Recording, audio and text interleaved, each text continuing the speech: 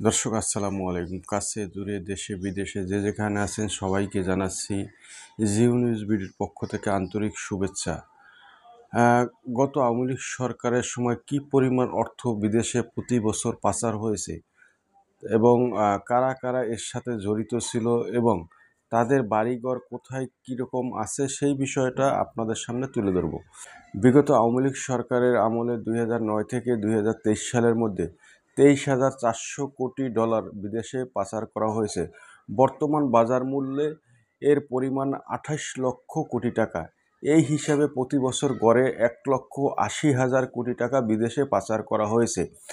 আওয়ামী লীগ সরকারের আমলে দুর্নীতিগ্রস্ত ব্যবসায়ী, রাজনীতিবিদ, আর্থিক খাতের রাঘববোয়াল, আমলা ও মধ্যস্বত্বভোগীরা এই পরিমাণ অর্থ বিদেশে পাচার করেছে। বিষয়টিকে অর্থনীতিতে ক্ষতিকর টিউমার হিসেবে আখ্যা দেওয়া হয়েছে এই প্রতিবেদনে।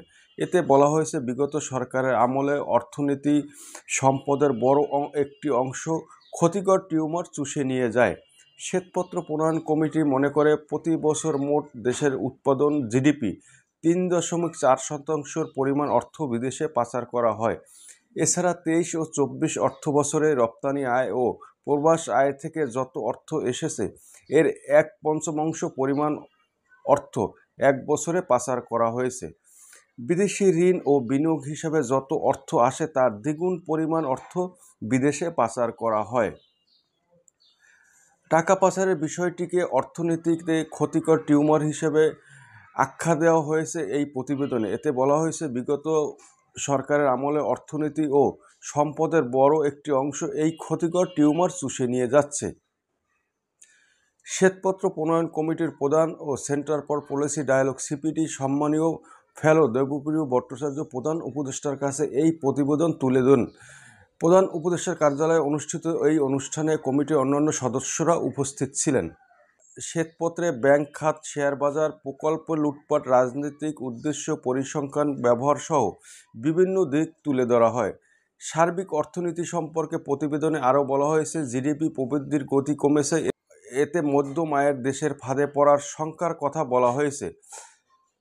397 পৃষ্ঠা শ্বেতপত্র প্রতিবেদনে সব মিলিয়ে 22টি ক্ষেত্রে আলোকপাত করা হয়। এর মধ্যে উল্লেখযোগ্য হচ্ছে সরকারি আর্থিক ব্যবস্থাপনা, অভ্যন্তরীণ সম্পদ, সরকারি ব্যয়, সরকারি বিনিয়োগ, এডিপি, ভর্তুকি ঋণ, ঘাটতি বাজেট, অর্থায়ন, মূল্যস্ফীতি ও খাদ্য ব্যবস্থাপনা, সরকারি কেনাকাটা ও খাদ্য বিতরণ, রপ্তানি, আমদানি, প্রবাসী আয়, সরাসরি বিদেশি বিনিয়োগ, বৈদেশিক মুদ্রা রিজার্ভ ও বিদেশি অর্থায়ন।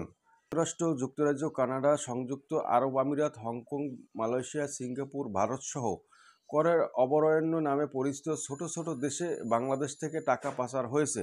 মূলত বাড়ি কিনে এবং ব্যবসায় বিনিয়োগ করে টাকা পাচার করা হয়েছে।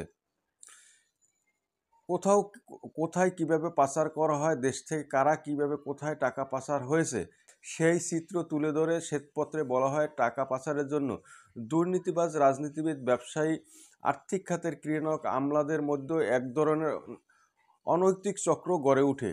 ঘুষ, দুর্নীতি, আর্থিক অপরাধ, মিথ্যা ঘোষণার আড়ালে বাণিজ্য, ব্যাংক থেকে চুরি করা টাকা, খেলাপি ঋণের অর্থ, রাজনৈতিক ক্ষমতার অপব্যবহার, প্রকল্পের খরচ বাড়িয়ে দেখানো হয়। শেয়ার বাজার কেলেঙ্কারি, কর ফাঁকি, এসব কর্মকাণ্ডে এইসব অর্থ পাচার করা হয়েছে।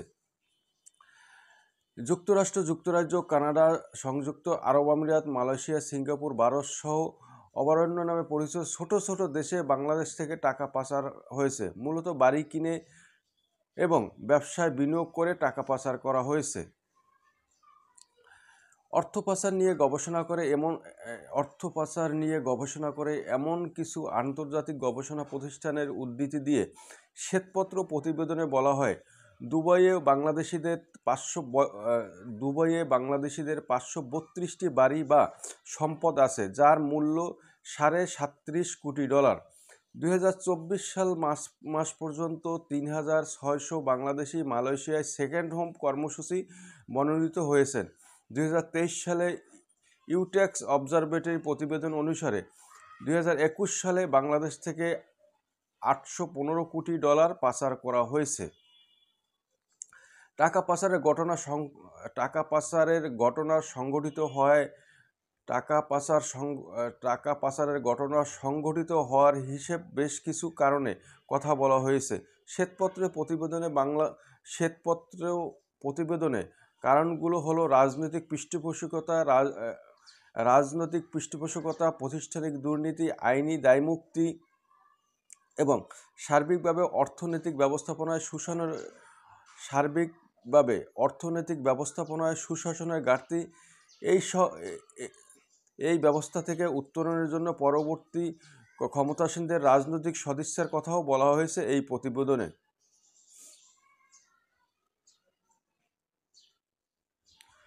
শ্বেতপত্রে প্রতিবেদনে বলা হয়েছে, এদেশে ঘুষ, দুর্নীতি সহ অন্যান্য অনৈতিক কর্মকাণ্ড হয়েছে, কিন্তু অর্থ পরিশোধ বিদেশে হয়েছে।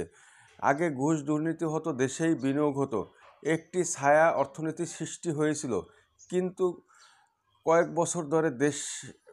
বছর ধরে দেশে টাকা রাখার পরিবর্তে বিদেশে পাচার করা হয়েছে। অবৈধ উপায়ে অর্জিত অর্থ নিরাপদ রাখার জন্য বিদেশে পাঠিয়ে দিয়ে নানা ধরনের সম্পদ কেনা হয়। টাকা পাচারের ঘটনা সংঘটিত হওয়ার হিসাব বেশ কিছু কারণের কথা বলা হয়েছে শ্বেতপত্র প্রতিবেদনে। কারণগুলো হলো রাজনৈতিক পৃষ্ঠপোষকতা, প্রাতিষ্ঠানিক দুর্নীতি, আইনি দায়মুক্তি এবং সার্বিক অর্থনৈতিক ব্যবস্থাপনায় সুশাসনের ঘাটতি। এই অবস্থা থেকে উত্তরণের জন্য পরবর্তী ক্ষমতাসীনদের রাজনৈতিক সদিচ্ছার কথাও বলা হয়েছে এই প্রতিবেদনে। 2.5 লাখ কোটি টাকা ঘুষ সরকারি বিনিয়োগের জন্য বিভিন্ন পণ্য ও সেবা কেনা হয়েছে, তাতে ব্যয় হয়েছে প্রায় 7 লক্ষ কোটি টাকা। এই অর্থ সড়ক, সেতু, বিদ্যুৎ, অবকাঠামো, হাসপাতালে, শিক্ষা প্রতিষ্ঠান নির্মাণ ইত্যাদি খাতে ব্যয় হয়েছে। এ থেকে ঘুষ হিসাবে দিতে হয়েছে 1,61,000 কোটি টাকা। 2,80,000 কোটি টাকার মতো এই ঘুষ নিয়েছে রাজনৈতিক নেতা, আমলা ও তাদের সহযোগীরা। 70,000 থেকে 98,000 কোটি টাকা গেছে আমলাদের কাছে, রাজনৈতিক নেতা তাদের সহযোগীদের কাছে গেছে 70,000 থেকে 1,40,000 কোটি টাকা। আর ঠিকাদাররা দেশে বিদেশে অর্থ পৌঁছে দিয়েছে রাজনীতিবিদ ও আমলাদের পরিবারের সদস্যদের কাছে। তাদের বড় অংশ থাকেন বিদেশে।